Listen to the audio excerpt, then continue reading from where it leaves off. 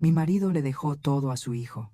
En cuanto a mí, solo conseguí un antiguo almacén en un polígono industrial. Escuché mi propio nombre salir de la boca del abogado y pensé que había oído mal.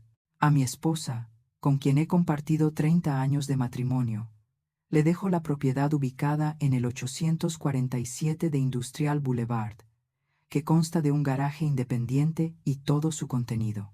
Silencioso. De repente, la habitación se enfrió más que el silbido del aire acondicionado que había encima. Fue mi hijo quien rompió el silencio. Soltó una risita. No era una risa alegre, sino la clase de sonrisa burlona que uno tiene cuando gana una apuesta barata. Ático, portafolio, colección de coches. El abogado continuó leyendo la sección de propiedad correspondiente. Cada número, cada nombre de banco, era como un cuchillo que se clavaba en mi pecho. Se sentó enfrente, con las piernas temblando, y el teléfono que tenía en la mano no paraba de iluminarse con notificaciones. Ni siquiera me miró una sola vez. Pero pude ver claramente cómo se le iluminaba la cara cuando oyó Riverside Towers, cartera de inversiones, coches clásicos. Cuando el abogado cerró el expediente, mi hijo se reclinó en su silla y soltó una carcajada. Parece que sabes quién realmente merece la propiedad. Lo dijo como si yo no estuviera en la habitación. Intenté mantener la calma en mi voz. Entonces, ¿qué pasa con mamá? ¿Qué piensa papá de dejarte solo un garaje? Se giró y me miró fijamente por primera vez. Sus ojos no se parecían en nada a los de la niña que me cogía de la mano cuando iba al jardín de infancia. ¿Cuántos años hace que no trabajas? Se encogió de hombros. 15, 20. Ni siquiera sabes usar algunas aplicaciones básicas ni cómo funciona el mercado hoy en día. ¿Qué piensas hacer con un apartamento de 3 millones de dólares y con tu cartera de inversiones? La dilapidarás en un año. Oí cómo se me rompía el corazón, pero fue su voz la que resonó con más claridad en mi cabeza. Seamos realistas. El garaje está a mi alcance. El abogado tosió levemente, intentando mantener un ambiente neutral. Señora, las llaves y los documentos relativos a esta propiedad se encuentran en este sobre. APN. Me empujó el sobre marrón como si fuera un puñado de cenizas. Bajé la mirada hacia mis manos. En la universidad, mis dedos tecleaban código hasta sangrar. El dedo que lo sostuvo durante tantas noches de fiebre. Ahora solo puedo temblar mientras sostengo la llave de un garaje. En ese momento, los recuerdos volvieron a inundar la sala como olas. Me veo a mí misma con 20 años en el laboratorio, las manos cubiertas de tinta de bolígrafo, los ojos brillantes, mientras encuentro el último fallo del problema. Ver a mi esposo, en aquel entonces solo un compañero de clase, sonreír y decir, veo cosas que otros no ven. Veo lógica en el caos. 33 años después, me encontraba sentado en el despacho de un abogado, dejando que mi hijo utilizara las mismísimas palabras inútil para pegarlas en mi frente. Justo delante de mí, un desconocido leía el testamento de mi marido como si fuera un periódico. Al salir de la oficina, seguía aferrada al sobre como si fuera mi propia sentencia de muerte. Pasillo largo, suelo de piedra fría. Cada paso se siente como hundirse. Ay, mamá. La voz del niño resonó desde atrás. Me doy la vuelta. Permítanme ser claro. Metió una mano en el bolsillo, mientras que con la otra seguía sujetando el teléfono. Necesito que te mudes del ático lo antes posible. Tengo una cita con el diseñador de interiores. Quieren tomar medidas este fin de semana. Dije, ¿2 semanas? Fruncí el ceño. El abogado aún no lo ha hecho. Mamá te enseñó que la vida no espera a nadie, ¿recuerdas? Sonrió levemente. Estás comenzando una nueva vida. No puedes dejar que el pasado permanezca dormido en casa. Adoption fivers. Then with things of forces end. ¿A qué pasado se refiere?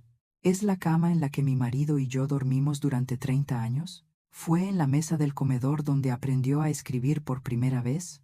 ¿O será la mujer que ha cocinado 1000 veces para que nunca pase hambre? Enviaré a alguien para que te ayude a limpiar. Continúa, como si hablara de un proyecto logístico. Mamá, Guarda tus cosas en el trastero. En cuanto a los muebles principales, me los quedo yo. Es sencillo, ahora es mi casa. Es Willy Havenizar. Dice, mi casa muy fácilmente. Con la misma ligereza con la que me apartó de su visión del futuro, esa noche, me quedé de pie en medio del dormitorio. La cama sigue ahí. El armario sigue ahí. La foto de la boda que cuelga en la pared sigue allí. Los dos niños de la foto sonríen felices. Nadie podría imaginar que 30 años después, la mujer de la foto sería expulsada de la casa por su propio hijo.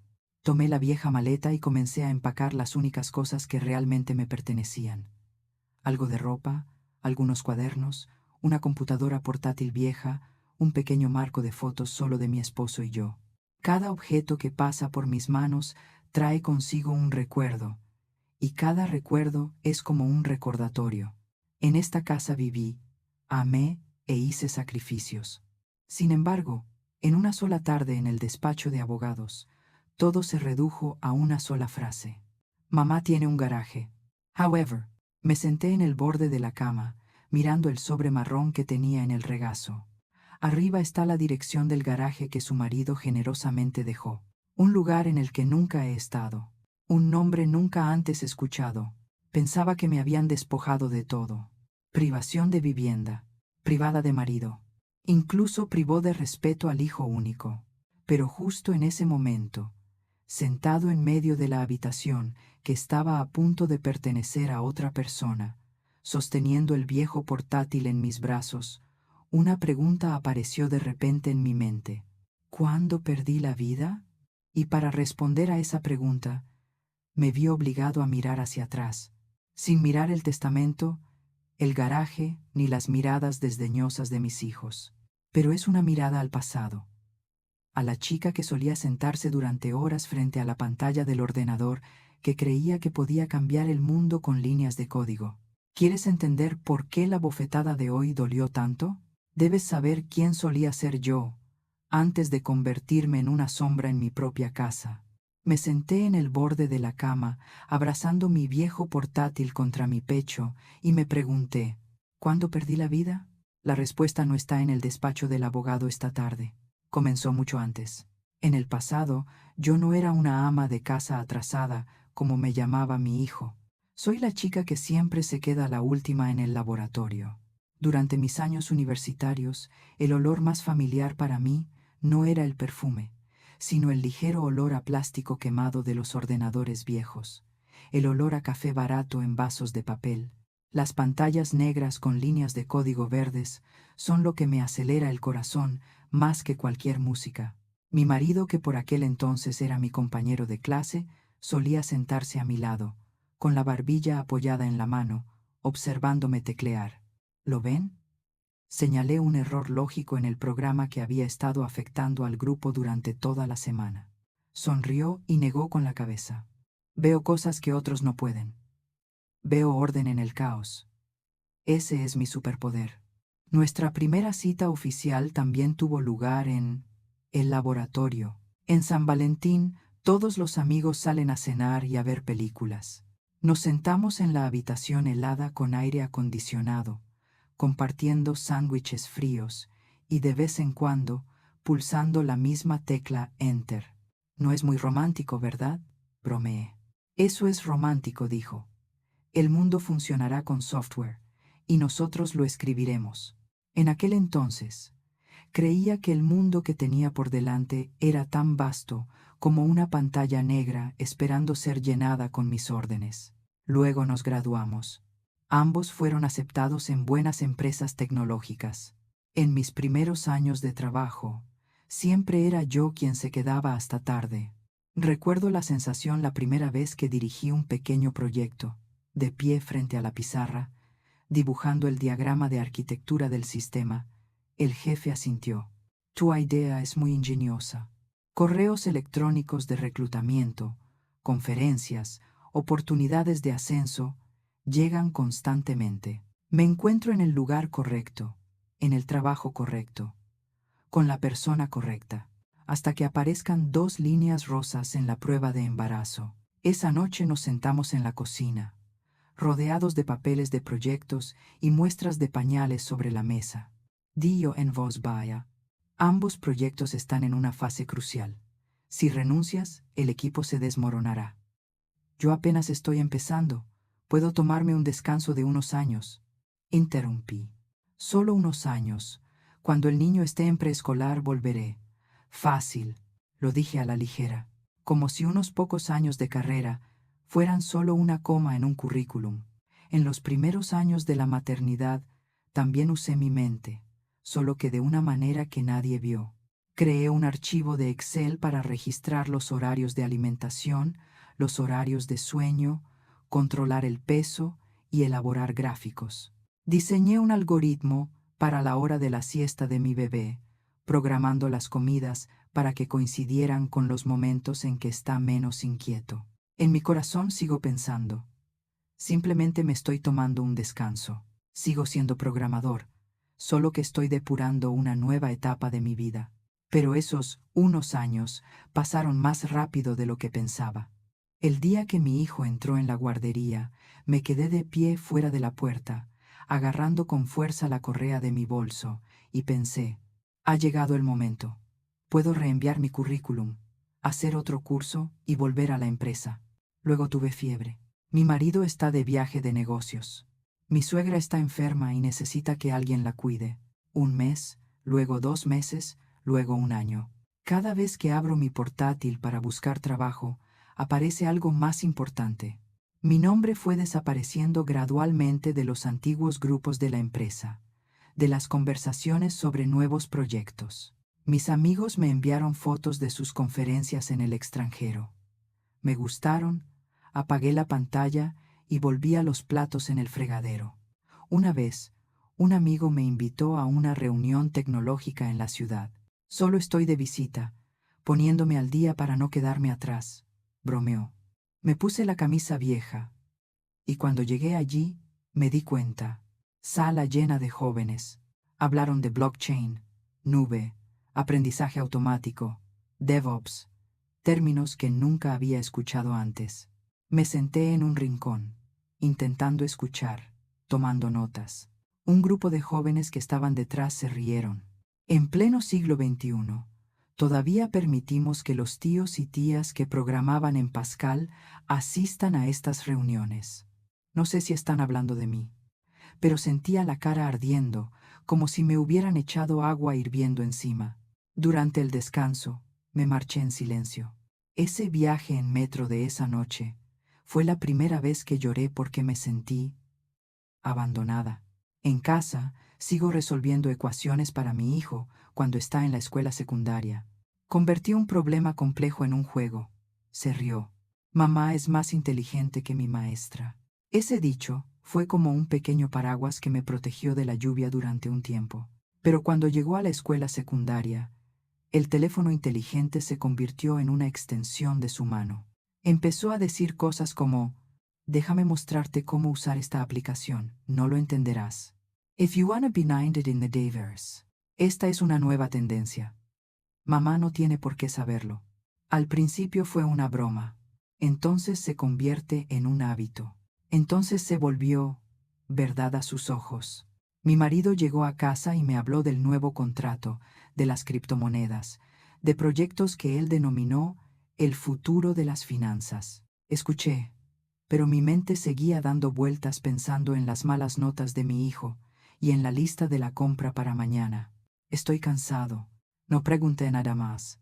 Hablaba rápido, usando términos técnicos nuevos. Yo solo pude sonreír. A partir de cierto momento, dejó de verme como alguien con quien podía debatir sobre tecnología en igualdad de condiciones, y en cambio me vio como alguien a quien, si no lo entiendes, no pasa nada, te lo explicaré por diversión. Me consolé a mí mismo. Está bien, estoy haciendo cosas más importantes. Criar a mis hijos, mantener la casa. Mi valor reside en otra parte, pero en el fondo, cada vez que veo cómo se le iluminan los ojos al hablar con sus compañeros sobre un problema técnico, una parte de mí siente un dolor profundo. ¿Por qué ya no me habla así? ¿Por qué ya no puedo entender las conversaciones de mi propio marido? Y el hijo, cuando era pequeña, se aferraba a mí, preguntando todo tipo de porqués. ¿Por qué hay luna llena? ¿Por qué se enciende el ordenador? ¿Por qué llueve? Expliqué con paciencia, sintiendo que estaba enseñando a una mente completamente nueva a ver el mundo. Pero entonces, esa cabeza creció. Empezó a preguntarle más a Google que a mí. Sus amigos en línea son más importantes que mis consejos.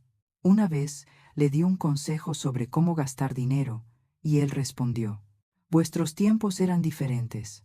¿Entiendes cómo es el mundo ahora? Esa frase duele más que nada, porque expresó claramente aquello que temía, que realmente me habían dejado atrás, no solo de la industria tecnológica, sino también del mundo de mi hijo. Gradualmente, me convertí en lo que algunos bromeaban, la música de fondo de la casa. Estuve presente en todas las comidas, pero no en las decisiones importantes. Conozco la ubicación de cada camisa en el armario, cada pequeño hábito de mi padre y mío, pero ellos no saben o no les importa lo que pienso, lo que quiero. Había noches en que mi marido se sentaba en su despacho, con la luz de su monitor filtrándose por la rendija de la puerta. Me quedé afuera, con una taza de té en la mano, a punto de llamar a la puerta, pero me detuve. Esa puerta, si se abriera, podría devolverme al mundo del código, la tecnología y los problemas complejos que una vez amé. Pero yo no sé escribir a máquina. Me encerré aquí, en la cocina, haciendo tareas más sencillas. Hasta que un día, tras leer el testamento, me di cuenta. No son solo ellos los que olvidaron quién soy, pero primero olvidé quién era. Parpadeé, volviendo al presente. La habitación se fue vaciando gradualmente, cajas de cartón apiladas unas encima de otras. El viejo portátil se calentaba mucho sobre mi regazo. Lo abrí y con manos temblorosas escribí la dirección en el sobre. Boulevard Industrial, Kaheksanduhan Seitsanduhan. El mapa muestra una antigua zona industrial, carreteras grises y frías manzanas cuadradas. Un pequeño punto rojo es mi herencia. Me quedé mirando ese punto rojo durante un largo rato. Se parecía exactamente a mi lugar en la vida, al margen, lejos del centro, fuera de la vista. Pero entonces otro pensamiento se coló en mi mente. Si hace 30 años me atreví a creer que era lo suficientemente bueno como para escribir software para el mundo, hoy, ¿no me atrevería ni a abrir la puerta de un garaje? Cerré el portátil y apreté la llave. No sé qué hay dentro de ese viejo garaje. Podría tratarse simplemente de polvo, basura o algunos objetos sin importancia. Pero ya hoy estoy seguro. Si no voy allí, si no abro esa puerta de metal, me quedaré atrapada para siempre en el papel de sombra que yo misma acepté. Así que, al día siguiente, conduje hasta Industrial Boulevard, donde un garaje silencioso aguardaba, listo para llevar mi vida en otra dirección. Industrial Boulevard no se parecía a ningún lugar que hubiera llamado hogar. El largo camino gris estaba bordeado de viejos bloques de hormigón, paredes manchadas de grafitis y unas cuantas puertas correderas oxidadas que llevaban años cerradas. Soplaba el viento, trayendo consigo el olor a metal, a aceite de motor viejo y a humedad, a cosas olvidadas por el mundo. Me detuve frente al número 847. En la pared hay números pintados de blanco a medio despegar. ¿Esta es mi propiedad? En mi cabeza aún resuena la tenue risa de mi hijo. El garaje es perfecto para mí. Poluque. Me quedé sentado en el coche unos minutos más, agarrando el volante con tanta fuerza que se me pusieron blancos los nudillos. Mi lado cobarde quería dar la vuelta y volver directamente a casa, a cualquier sitio, con tal de no tener que enfrentarme a la prueba definitiva de que mi marido me consideraba un desperdicio. Pero entonces bajé la mirada a la llave que tenía en la mano. Metal frío. Una parte de mí susurró: puede que dentro no haya nada más que basura. La otra mitad dijo: pero si lo mantuvo oculto durante 15 años, debe ser algo más que simple basura. Abrí la puerta del coche y salí. Con cada paso se oía claramente el sonido de los tacones golpeando el suelo de cemento agrietado.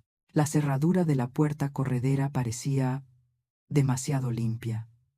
Una cerradura buena, casi nueva, completamente fuera de lugar en el viejo marco de hierro. Introduje la llave. Giro 1. La cerradura se abría con mucha suavidad, como si alguien la hubiera engrasado regularmente. Bajé las contraventanas. Por un instante se oyó un chirrido metálico, y luego la luz inundó el espacio, y me quedé inmóvil. Estaba preparada para encontrar olores a humedad y polvo, cajas de cartón anónimas o, peor aún, un almacén lleno de las chucherías sin sentido de mi marido. Pero lo que apareció ante mis ojos no se parecía en absoluto a basura. El suelo de hormigón estaba recubierto con una pintura brillante, tan limpia que no se veía ni una sola mancha. La pared está pintada de gris de manera uniforme, sin una sola zona desconchada. En esta esquina hay un deshumidificador funcionando. La luz verde parpadea. En la otra esquina hay un purificador de aire alto, conectado al techo mediante un conducto. Espacio fresco, seco y inodoro, como un pequeño laboratorio, no un desguace. En el centro, como si alguien hubiera medido cada centímetro, se colocó una mesa cuadrada de madera, sencilla pero recta. Sobre la mesa había una caja metálica plateada, del tamaño de una caja de zapatos, con los bordes reforzados con tornillos, pesada y silenciosa. Nada más. Sin coche. No importa. Sin caja. Solo existe la caja. Me acerqué un poco más, con el corazón latiendo con una mezcla incierta de miedo o esperanza. Sobre la caja, sellada con un trozo de cinta adhesiva transparente, había un sobre color crema. Mi nombre, con su letra exacta. Por un segundo, todo a su alrededor se volvió borroso. Solo podía ver las curvas de las letras que había visto durante décadas, en tarjetas de cumpleaños, en notas pegadas en el refrigerador, en las portadas de documentos que había olvidado. Me temblaban tanto los dedos que tuve que respirar hondo varias veces para poder abrir el sobre. Dentro solo había un pequeño trozo de papel. 4 palabras escritas a mano, pulcras y ordenadas. Nuestra primera cita, ¿te acuerdas? Nuestra primera cita, ¿te acuerdas? Miré la caja. Un candado de combinación con 6 espacios en blanco. Todo pareció aclararse de repente. Ese día de San Valentín nevó mucho, y la salida de los residentes de la residencia estudiantil fue un caos. En cuanto a nosotros, los dos permanecimos acurrucados en el frío laboratorio, atascados con una tarea importante que no podíamos terminar. ¿Estás seguro de que quieres sentarte aquí esta noche?, preguntó, frotándose las manos contra el frío. Por supuesto, sonreí. Si logramos solucionar este problema, será un regalo de San Valentín. Compartimos un bocadillo barato, bebimos una lata de refresco y mantuvimos la vista fija en la pantalla. Para cuando terminé de escribir las últimas líneas de código, pulsé Enter y la pantalla mostró éxito. Él soltó una carcajada y me abrazó en una habitación donde solo se oía el ventilador. Era la primera vez que me besaba. Sus labios aún sabían a Pepsi y ketchup. Esa fecha fue el 14 de febrero de 1992. 14-02-92. Miré el número que tenía en la cerradura. Coloca los dedos en cada anillo y gíralos en orden. 0, 2, 1, 4, 9, 2. Se oyó un suave clic al abrirse la cerradura. Respiré hondo y luego levanté la tapa de la caja. En el interior, todo está dispuesto con una perfección inquietante que resulta casi espeluznante. La espuma negra se corta a medida para cada artículo. Un pequeño dispositivo negro, del tamaño de la palma de la mano, con una pantalla diminuta, 2 botones y un puerto USB en la parte inferior. Parece algún tipo de dispositivo de seguridad. Una tarjeta de acero brillante, tan grande como una tarjeta de crédito pero más gruesa y pesada, con 12 extrañas palabras en inglés grabadas en ella, sin formar ninguna frase en particular.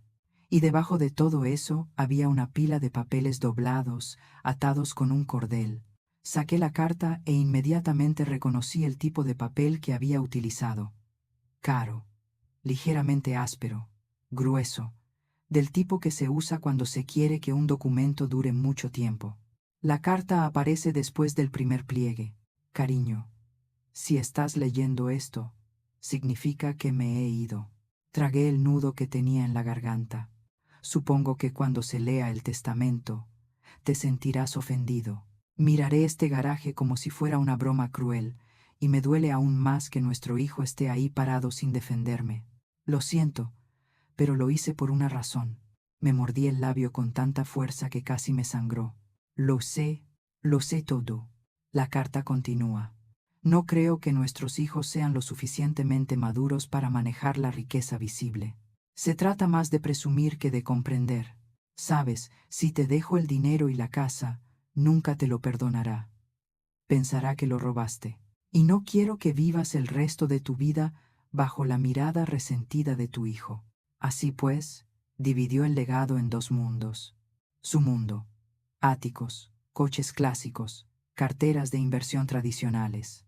Y vuestro mundo: un activo intangible y complejo que requiere un pensamiento sistemático que sé que solo vosotros podéis apreciar de verdad.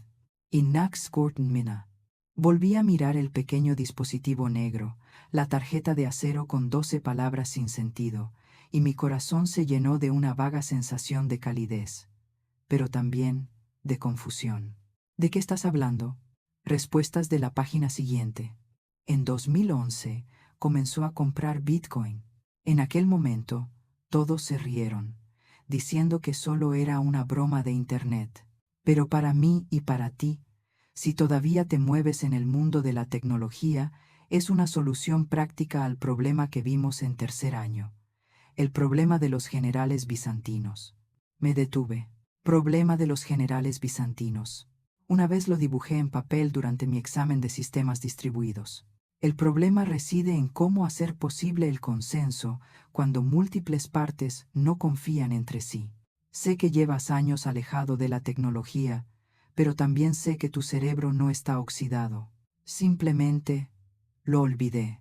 En esta caja se encuentra la cartera fría que contiene los activos digitales que tengo para usted, junto con la semilla, 12 palabras en una tarjeta de acero, para que pueda recuperarla en cualquier lugar. Trabajé con una persona de confianza para ayudarte. En la pequeña tarjeta que hay al fondo de la caja encontrarás su información.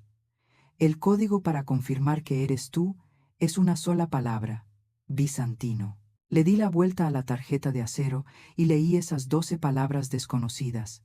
No formaban ninguna frase, pero mi cerebro entrenado en criptografía lo entendió inmediatamente.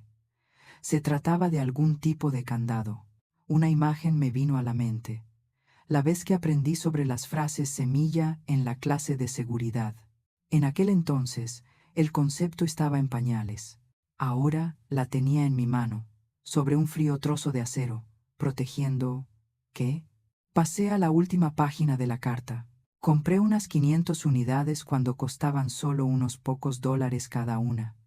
Lo guardas aquí, sin conexión a Internet, lejos de cualquier intercambio y de cualquier hacker.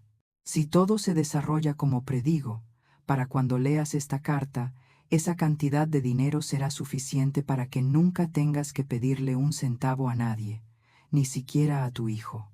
De repente me flaqueó la mano y dejé caer la carta. En mi cabeza solo resonaba una pregunta. 500 veces. ¿Cuánto es ahora? Encendí mi teléfono, abrí el navegador y escribí: precio del Bitcoin hoy. El número en la pantalla me golpeó como una bofetada a mi autoestima.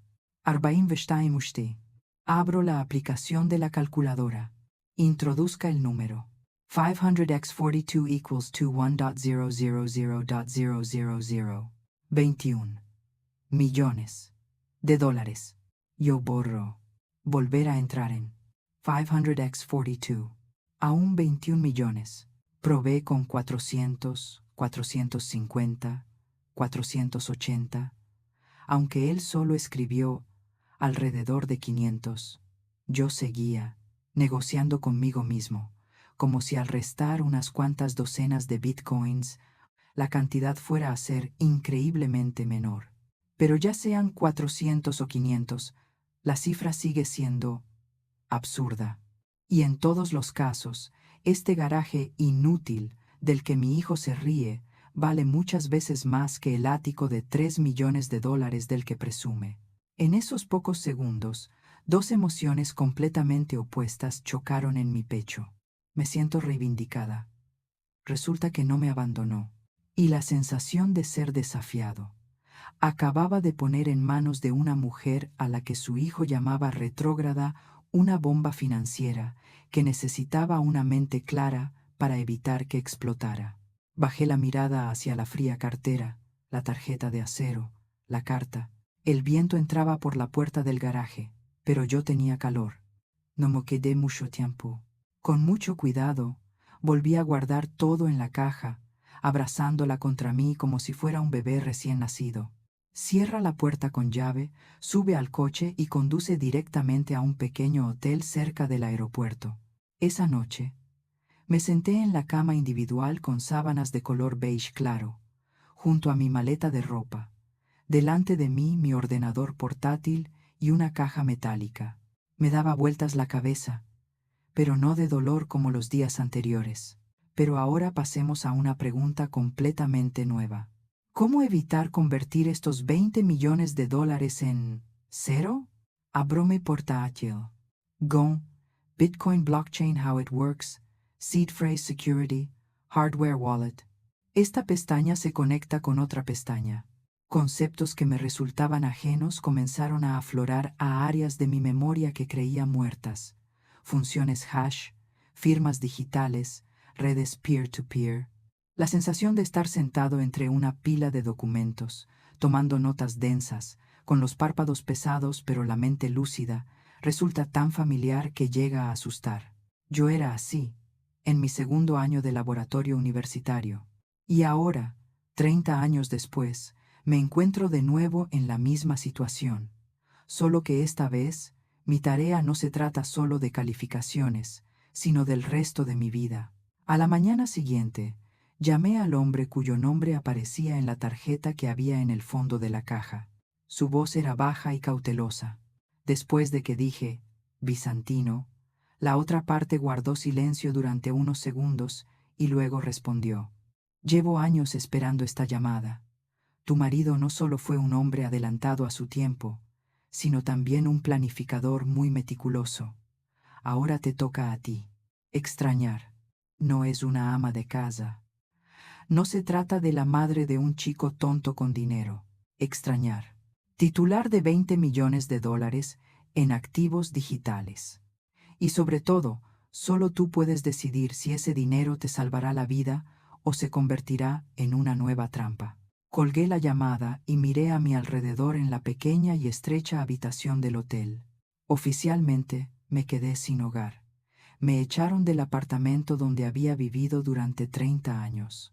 Pero al mismo tiempo, también soy un millonario anónimo, sentado sobre un tesoro del que el resto del mundo no sabe nada. El problema es, ¿debo seguir creyendo a mi hijo? ¿Creer que soy atrasada, que no entiendo nada y dejar que otros me guíen a su antojo?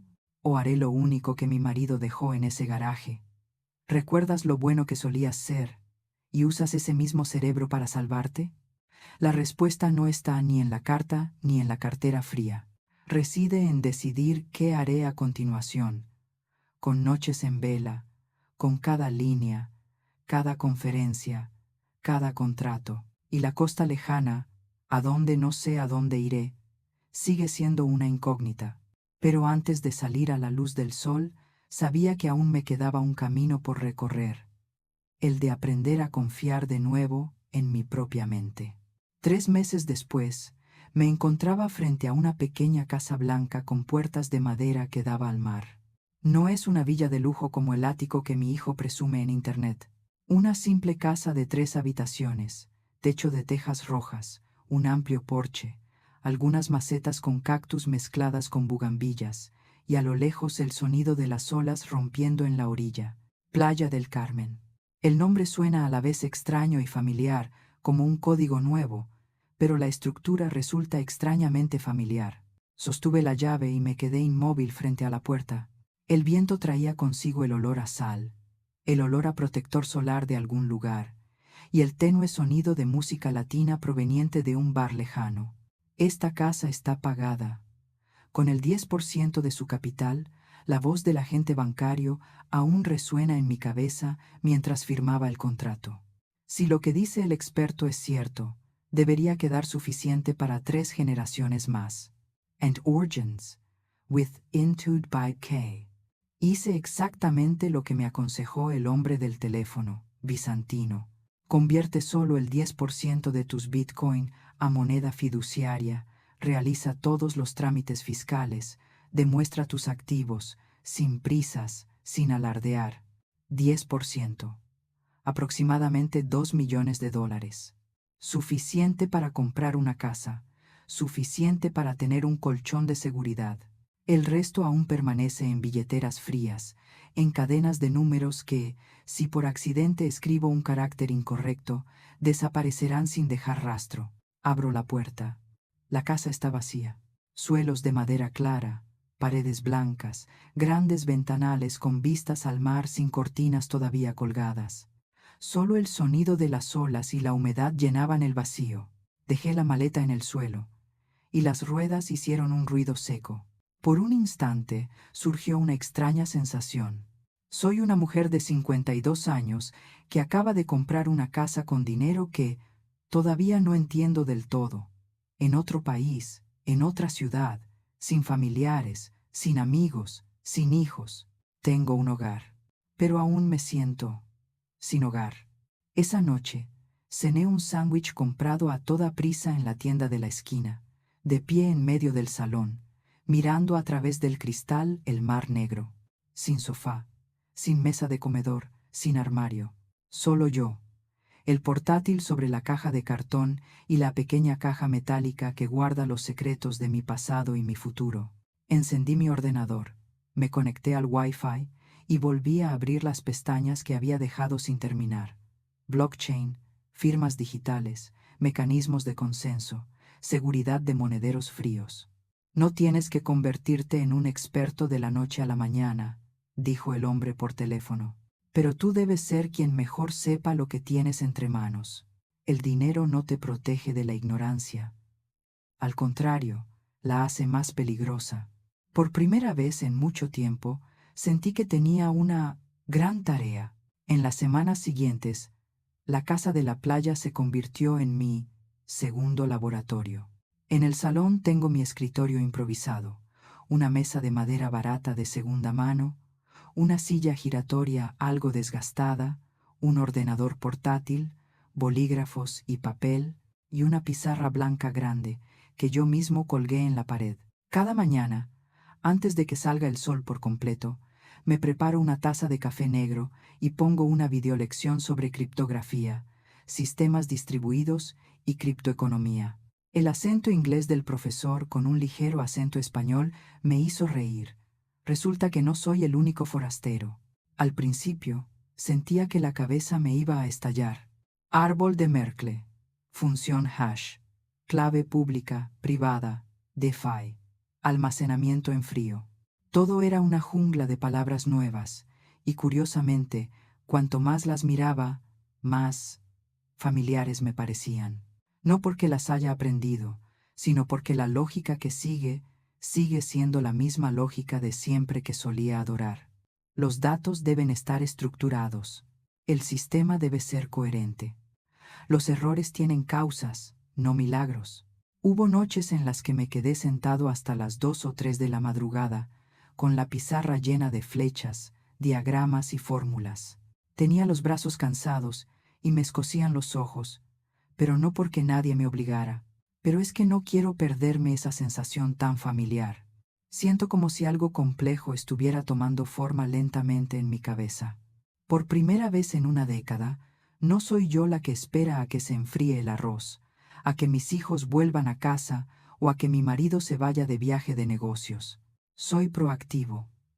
Persigo lo que quiero comprender.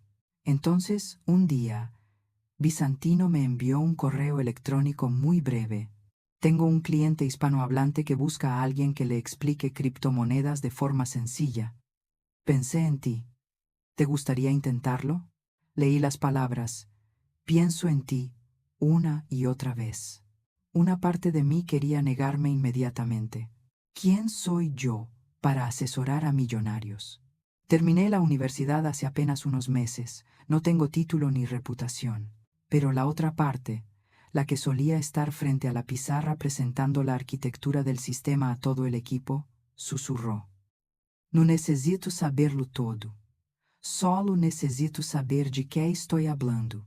La primera consulta se realiza por videollamada. En la pantalla apareció un hombre de mediana edad, pelo gris, camisa planchada, y detrás de él un despacho con estanterías llenas de libros. Me saludó en español, pero rápidamente cambió al inglés al ver mi confusión. He oído que antes eras programador, comenzó, pero luego te quedaste en casa durante más de 10 años. La gente dice que entiendes ambos mundos, la tecnología y la vida real. Quería comprobar si eso era cierto. Una frase es a la vez una invitación y una prueba. Tragué saliva y abrí la diapositiva que había estado preparando toda la semana. Sin logotipos llamativos, sin efectos llamativos. Es solo un diagrama que dibujé yo mismo, con algunos ejemplos sencillos de qué hacer al perder una clave privada, así como también perder una llave de casa, dar una frase semilla a otra persona, así como firmar un papel en blanco para un desconocido. Los activos digitales no son ni buenos ni malos, dije lentamente. Esto solo acentúa el carácter del dueño. Los codiciosos se convierten en presa, los cautelosos están protegidos. Lo que yo hago no es elegir monedas por ti, sino enseñarte a no perjudicarte a ti mismo. Me miró a través de la pantalla, permaneciendo en silencio durante un largo rato. Podía oír los latidos de mi corazón con claridad, igual que aquella vez que esperé los resultados del programa hace años. Entonces, soltó una risita. Suenas igual que mi profesor de criptografía de la universidad, dijo. La única diferencia es que yo te entiendo mucho mejor que él. En Injus Due, I won't do the same. La consulta duró el doble de lo previsto. Me hizo muchas preguntas. Yo respondí todo lo que sabía y no tuve miedo de decir, no estoy seguro de esto. Lo revisaré de nuevo cuando fue necesario.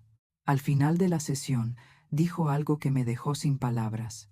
Envíame los datos de tu cuenta. Te pagaré las horas de hoy y reservaré 3 más. Tengo amigos en Madrid y Barcelona que necesitan tu ayuda. No es tonto con el dinero.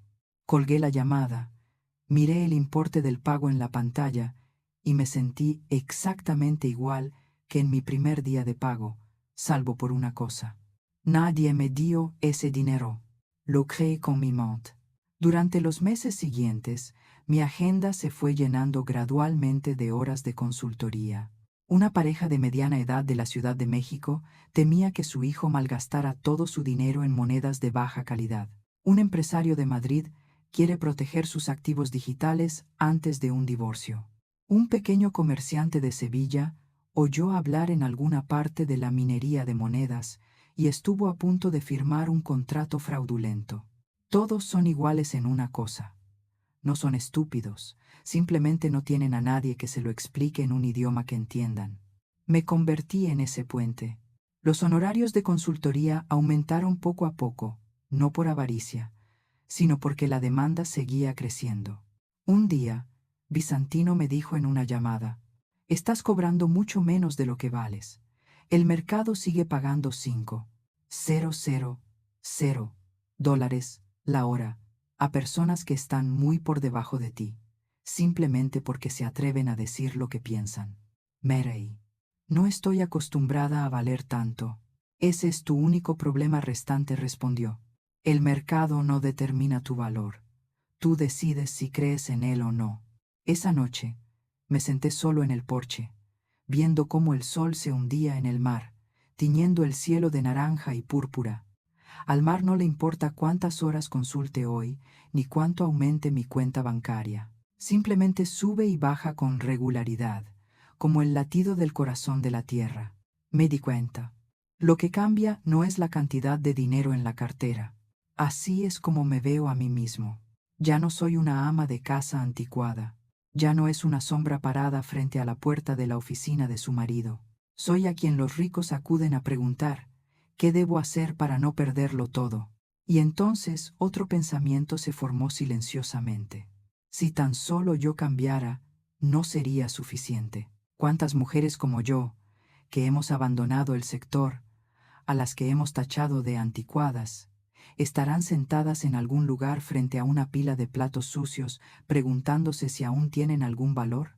Comencé a anotar ideas para sesiones gratuitas de intercambio de conocimientos, minicursos para mujeres que querían retomar el contacto con la tecnología y talleres financieros básicos para jóvenes. No porque necesite más dinero, porque sé lo que se siente al ser menospreciado por el mundo y por mí mismo.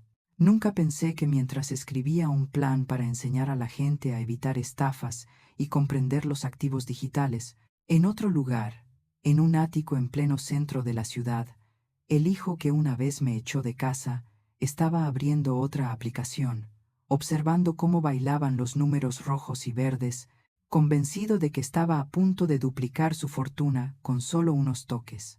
Estoy reaprendiendo a evitar las trampas. Y estaba a punto de investir directamente. Y el resto de la historia, lamentablemente, no trata sobre las cifras, sino sobre el verdadero coste de tratar el dinero como un juego. Suelo bromear con los estudiantes en los talleres de finanzas. Las criptomonedas no son malas, simplemente amplifican nuestra estupidez. Jamás imaginé que esa misma frase afectaría a mi familia. En Playa del Carmen, cada mañana me despierto con el sonido de las olas y el olor a café en la pequeña cocina. En la ciudad donde vive mi hijo, se despierta en un ático de cristal reluciente, mirando hacia abajo a los atascos de tráfico, las luces de neón y su saldo bancario. Presumió de su nuevo apartamento en las redes sociales, grabando un video de recorrido por el apartamento, señalando la cocina abierta, el salón con vistas a la ciudad, y deteniéndose luego más tiempo en la vinoteca, la vitrina de relojes y la colección de coches en el sótano. Su título es De la nada a tenerlo todo antes de los 20. Luego Legacy Sulido. Me encontré con un video que me envió otra persona. En él dijo y se rió: mi padre es un hombre inteligente. Sabe dejar sus bienes a alguien que entienda su verdadero valor. En cuanto a mi madre, bueno, ella está bien con el viejo garaje. La persona del vídeo se rió. La persona que comentó abajo también se rió. Apagué el teléfono antes de poder desplazarme hacia abajo para leer más. En esta orilla, enseño a desconocidos cómo proteger sus activos digitales. En otra ciudad, mi hijo iba a clubes para jóvenes inversores, donde escuchaba a hombres de traje que usaban palabras que no entendía. Algoritmos propietarios, trading con IA, ganancias garantizadas en 60 días. Según su excompañera de clase, todo comenzó en una fiesta en la azotea. Presume de su ático, presume de su coche, dijo la chica en una videollamada conmigo, con voz vacilante. Entonces se me acercó un tipo y me dijo: la casa está bien, pero estás dejando dinero ahí parado. Déjame enseñarte cómo hacer que el dinero haga dinero. No entiende el mecanismo, no lee el informe técnico, no ve la auditoría. Simplemente miró el tablero en la pantalla. El número 100.000 después de una semana se convirtió en 130.000. Una elegante aplicación muestra cifras en aumento, con gráficos verdes que apuntan hacia el cielo. No lo entiendes, mamá, solía decir. La nueva era debe saber aprovechar las oportunidades. Las criptomonedas son el futuro. Quien llegue primero, se hará rico. Se le olvidó una cosa. Las criptomonedas no salvan a nadie de la avaricia. La primera vez que me llamó fue una tarde, cuando estaba preparando diapositivas para un taller en Ciudad de México. Mamá. Su voz se escuchó por el teléfono, segura, un poco apresurada como siempre. Necesito tu ayuda con algo pequeño.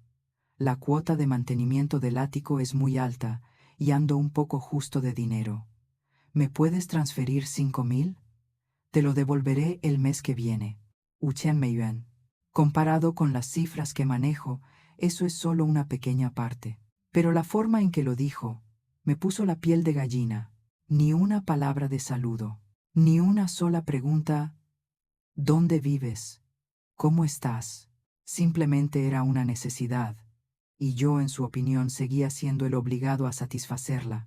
¿Dónde está la propiedad que dejó tu padre?, pregunté. Sonrió con desdén. Estoy trabajando para ti. Estoy invirtiendo. No te preocupes, mamá. 5.000 probablemente no sean nada para ti. Para mí, me ayudan a mantener un flujo de caja y a evitar tener que vender monedas cuando el precio está bajo. No respondí. Tienes bienes. Los administras tú mismo. Si no tienes suficiente dinero para pagar el alquiler de la casa en la que vives, quizás deberías reconsiderar la compra de la casa en lugar de pedir más préstamos. Hubo un momento de silencio. Entonces dijo, como si se vertiera agua fría, papá tenía razón. Mamá realmente no entiende nada de finanzas. The Final Lot Expensive Alley, Branks' Donors. La llamada finalizó con un pitido seco. Me recosté, aún con el teléfono en la mano, con el corazón apesadumbrado. Pensé que ese era el punto culminante. Resultó ser solo un juego previo. Otra mañana, mientras respondía al correo electrónico de un cliente, su nombre apareció en la pantalla. Esta vez, es una videollamada. Cogí el teléfono, su rostro apareció, y casi no reconocí a mi hijo. Ojeras, cabello graso, barba descuidada. Detrás había una habitación desordenada, con las cortinas descorridas y la luz del teléfono brillando sobre la pared vacía, sin cuadros. Te necesito, mamá dijo sin rodeos, sin andarse con rodeos. Voz ronca y seca. ¿Dónde está el ático del niño digno? Intenté mantener la calma. Se rió, con un sonido como de dientes rechinando. No hace falta que seas sarcástica, mamá. Ya me he ido. Las piezas comenzaron a encajar, dijo con voz rápida y entrecortada. Reúne fondos en una plataforma de inversión en criptomonedas que garantiza rentabilidad. Al principio, tal como se anunciaba, la cantidad aumentó. Se retiró una parte. Cuanta más confianza, más capital. Incluso se utilizó el apartamento como garantía para obtener más préstamos.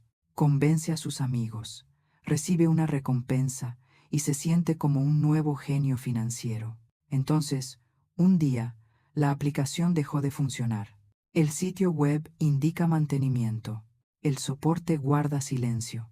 Los canales de Telegram desactivaron los comentarios uno por uno y luego desaparecieron.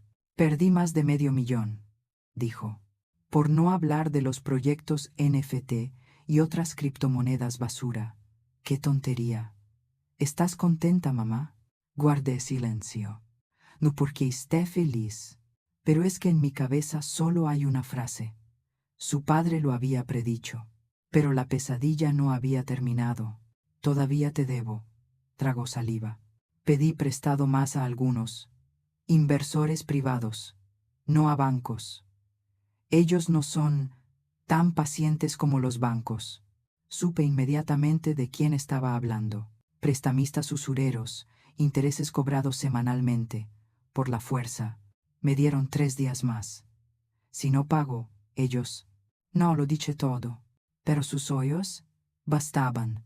Sentí como si me apretaran el corazón. La playa al fondo, cielo azul, olas aún tranquilas. Y en la pantalla, mi hijo recién nacido, que solía dormir sobre mi pecho, temblaba. Mamá susurró. Necesito 600,000, solo esta vez. Lo juro, sé que los tienes. Lo sé que papá te dejó algo. Pensé que eras tonto y que no podrías usarlo, pero ahora úsalo para salvarme. Voy a cambiar, lo juro. En un instante, todo lo que había aprendido, toda la lógica, todos los talleres, todos los consejos de no caigas en la trampa emocional, se esfumaron. Solo queda el instinto maternal. Le vino a la mente una imagen de él cuando era niño. Se me pegó a la pierna el primer día de clase. Estaba tumbado en mis brazos en la sala de urgencias, con fiebre. Me abrazó y lloró cuando su amigo lo traicionó por primera vez. Siempre he sido yo quien se ha ofrecido a ayudar y a sacarlo adelante. Siempre. Me levanté y volví a mi escritorio. Abre el portátil. La pantalla muestra cuentas bancarias, monederos fríos y saldos que se pueden convertir a cualquier cantidad necesaria con solo unos clics. El puntero del ratón parpadea en la casilla cantidad. Mis dedos descansan sobre las teclas. Leo Biden ling ling ling. Solo hay que añadir 2 ceros más. Arrastrar el ratón hacia abajo hasta confirmar. Y su vida estará salvada. Conserva la libertad. Conserva algo de dignidad. No tiene que enfrentarse a la bancarrota. No tiene que perderlo todo. ¿Por qué tengo que sufrir yo, cuando tú solo tienes que pulsar un botón? Su voz se quebró al otro lado de la línea. ¿Por qué? Miré la pantalla del ordenador. Luego miré la pizarra blanca que tenía delante, donde había escrito una frase para recordarles a mis alumnos y a mí mismo. No todo aquel que pueda salvarse debería ser salvado. La pregunta correcta es, tras ser salvada, ¿en quién se convertirá esa persona? Si transfiero dinero, ¿a quién se lo transferiré? Un chico de 19 años despilfarró $500,000, se endeudó y luego su madre vino a solucionarlo. La próxima vez que se encuentre con un proyecto más rentable, ¿qué pensará? En el peor de los casos, te salvaré. ¿Qué pasa si no me transfiero? Tendrá que consultar con un abogado, con la policía, con el tribunal. Podría perder su apartamento, perderlo todo y cargar con la cicatriz de la bancarrota durante años. Pero quién sabe, quizá tenga la oportunidad de convertirse en un hombre que realmente entienda el valor de cada centavo. Recuerdo la última frase de una carta que escribió mi marido. Creo que serás la única lo suficientemente fuerte para no lo son, guárdalo, por mucho que me duela el corazón. Porque si sigues sacándolo de cada agujero, nunca aprenderá a defenderse por sí mismo. Cerré los ojos. El dedo del ratón se aleja del botón confirmar. Borro 600,000 del cuadro cantidad. Finalizar la sesión. Luego volví a la pantalla de llamada.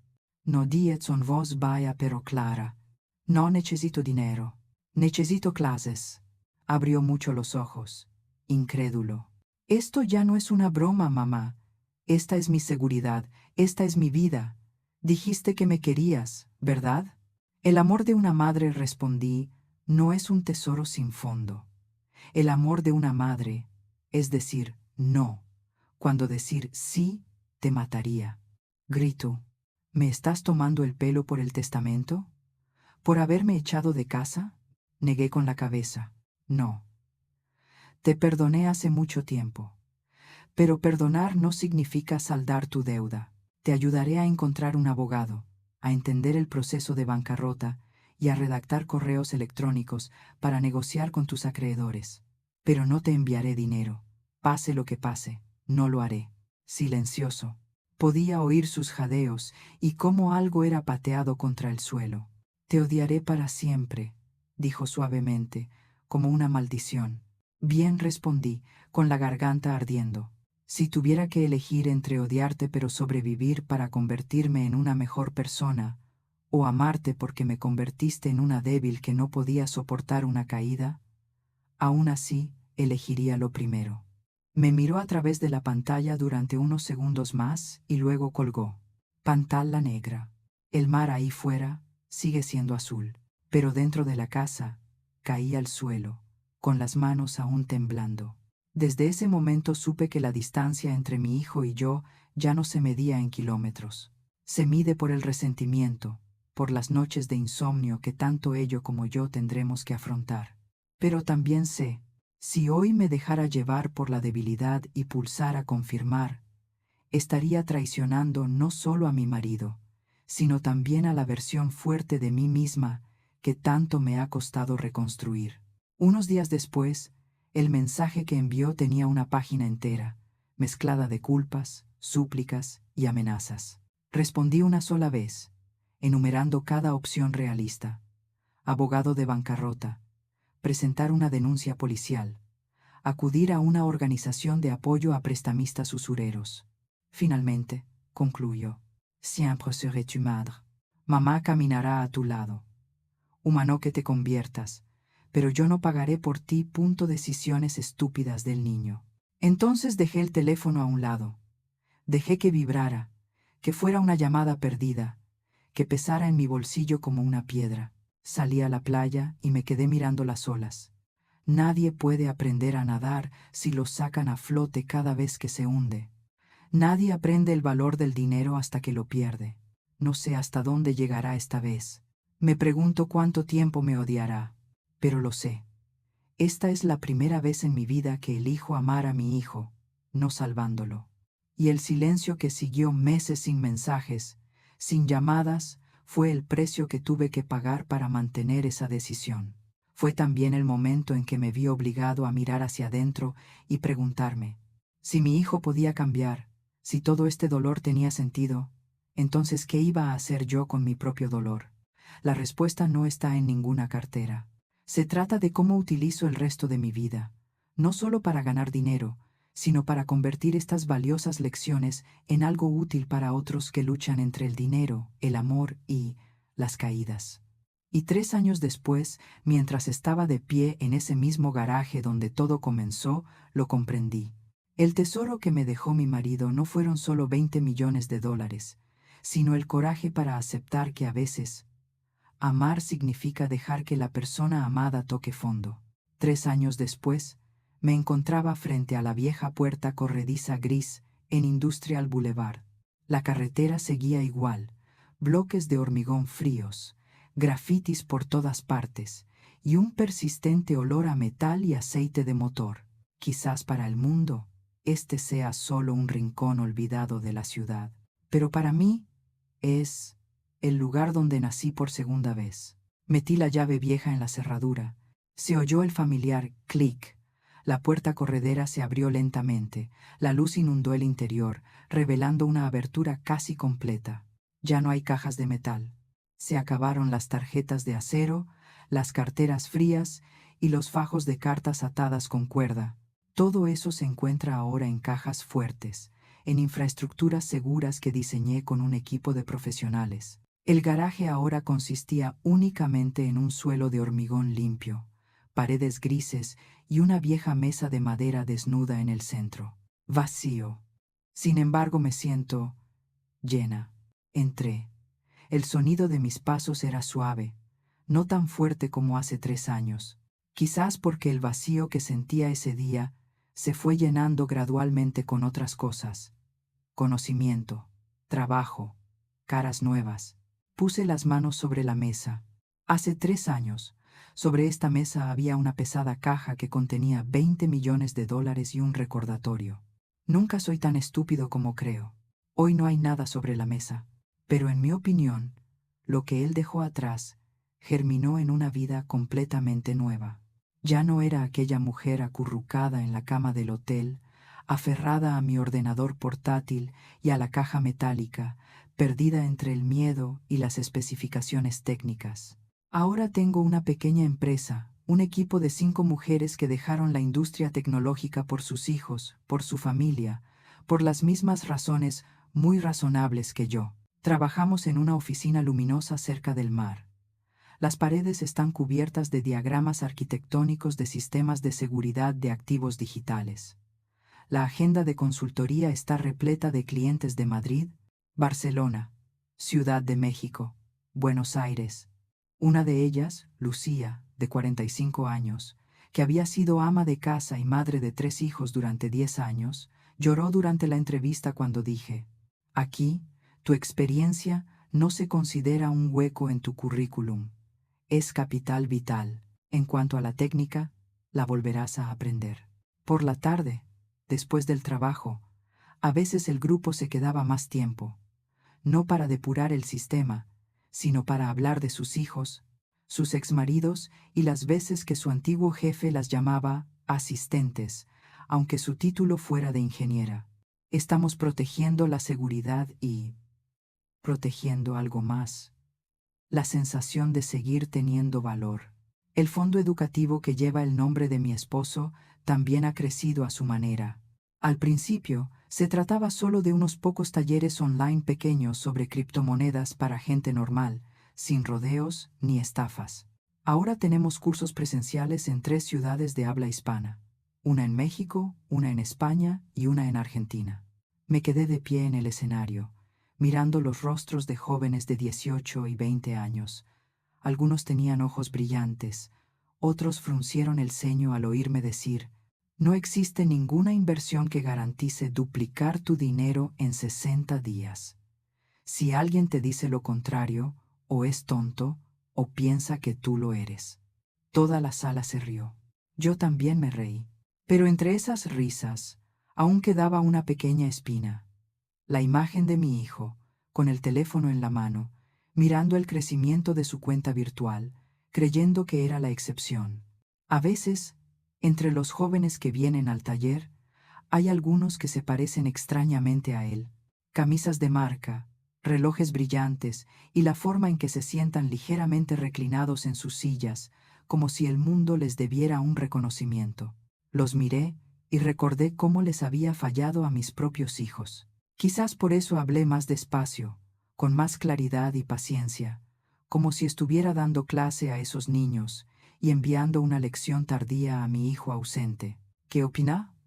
No nos hablamos durante un año después de aquella llamada de $600,000. El silencio era denso, extendiéndose desde la costa caribeña hasta el destartalado apartamento de alquiler al que se había mudado tras perder su ático. Yo no llamo. No se lo pidas a tus amigos. No enviar mensajes de texto. Respeto ese vacío, como parte del precio que pago por elegir no salvarlo. Las noticias al respecto me llegaron no de forma proactiva, sino como fragmentos de información dispersos. Mi viejo amigo me envió un mensaje de texto. Trabaja a tiempo parcial en una cafetería. Correo electrónico del abogado. El proceso de bancarrota está completo. No se necesita ninguna firma. Is going to YJ. Un conocido de una pequeña empresa tecnológica le envió una foto del equipo de atención al cliente, en la que él mismo aparecía con una camiseta de la empresa y auriculares, explicándole algo a una anciana en la ventana de chat. Hace 3 años se burló de mí, diciéndome que no entendía una aplicación básica. Ahora bien, conviene explicar esas cosas básicas a los demás. No sé si es el karma o simplemente así es la vida. Un día, apareció un nuevo correo electrónico en mi bandeja de entrada. El título solo tiene 2 palabras. Aquí estoy. Lo abro. Unas pocas líneas, no mucho. Mamá, hoy he pagado oficialmente el alquiler de este mes con mi sueldo. Sin préstamos, sin anticipos, sin soluciones improvisadas. Simplemente caminé a casa después de mi turno de noche en el trabajo. De camino vi a un grupo de estudiantes en una cafetería diciendo lo mismo que yo decía entonces. Las criptomonedas son dinero fácil, no hay que hacer mucho. Estaba a punto de darme la vuelta y decir, no. Pero entonces me acordé de mamá. Antes, mi madre me decía, no, y yo la odiaba. Ahora, todavía no estoy listo para dar las gracias, pero empiezo a comprender por qué hiciste eso ese día. No contestes si no quieres que lo haga. Es solo que creo que tienes derecho a saber que sigo vivo. Y por primera vez en mi vida, viví con mi propio dinero. Leí la carta una y otra vez, hasta el punto de saberme de memoria cada una de sus faltas de ortografía. Entonces sonreí, una sonrisa tan húmeda y ligera como la brisa marina. No respondí de inmediato. Dejé el correo electrónico tal cual, sin marcarlo como leído ni añadirle una estrella. De vez en cuando, lo abro de nuevo, lo leo una vez más, como quien toca una cicatriz para asegurarse de que ha sanado. Hay un largo camino entre el odio y la gratitud. Solo han sido necesarios unos pocos pasos, pero hace 3 años ni siquiera podía mantenerse en pie. Eso es suficiente para tener esperanza. Regresé al garaje, donde todo el software de mi vida había sido reiniciado. Saqué un pequeño objeto de mi bolsillo, una llave vieja. La coloqué en el centro de la mesa, justo en el lugar donde solía estar la caja de hierro. Durante los últimos 3 años, lo he mantenido en mi escritorio, como un pisapapeles, un recordatorio. Hay puertas que, si se abren con la suficiente valentía, nunca volverán a cerrarse del mismo modo. No lo cierro bajo llave para mantenerlo en secreto como hacía mi marido. Lo devolví como un pago simbólico de la deuda. Una deuda con aquella joven que una vez creyó que podía reescribir el mundo en código. Una deuda con una mujer de mediana edad que olvidó lo buena que era. Una deuda con la madre que tembló y soltó a su hijo que se hundía, solo para que él pudiera aprender a nadar por sí mismo. Retrocedí y miré a mi alrededor. Un garaje vacío. No Bitcoin. Sin caja de lata. Simplemente la historia. Y luego pienso en ti, la persona que está viendo este video, que puede encontrarse en algún punto entre tres estados. Una es la sensación de haber sido despojado de todo, como el día que dejé el bufete de abogados. En segundo lugar, existe confusión entre los nuevos términos, oportunidades que son a la vez atractivas y peligrosas. La tercera es ver con dolor cómo la persona que amas comete errores, queriendo ayudarla pero sabiendo en tu corazón que si la ayudas, nunca madurará. Si algo he aprendido de este garaje vacío, es esto. Enseñamos a los demás, a nuestros cónyuges, a nuestros hijos, a nosotros mismos de una manera que creemos que pueden comprender. Mi marido confiaba en que yo entendería el sistema, así que me dio las cosas más complicadas. Confío en que mi hijo entiende las consecuencias, así que le dejo pagar. Y ahora, creo que comprendes una cosa simple pero brutal. No todos los amores tienen que salvar. No todo está perdido. Y no es que abandonar el camino antiguo signifique que tu sabiduría desaparezca. ¿Qué pasa contigo? Si te pusieras en mi lugar, la esposa que heredó un garaje, la madre que fue expulsada de casa por sus hijos, la mujer de 52 años que tuvo que aprenderlo todo desde cero, ¿qué harías? ¿Harás clic en confirmar para salvar a tu hijo? ¿O dirás no y aceptarás ser odiado, con la esperanza de que algún día aprenda una lección que ninguna escuela puede enseñarle? Déjame tu opinión en los comentarios. Y si quieres escuchar más historias de personas que pensaban que lo habían perdido todo, pero que se reencontraron consigo mismas en el trabajo, en la familia, en el amor, no olvides seguir el canal. Quién sabe, tal vez como yo en este garaje vacío. Lo que consideras la basura de tu vida, en realidad esconde un tesoro que no te has atrevido a abrir.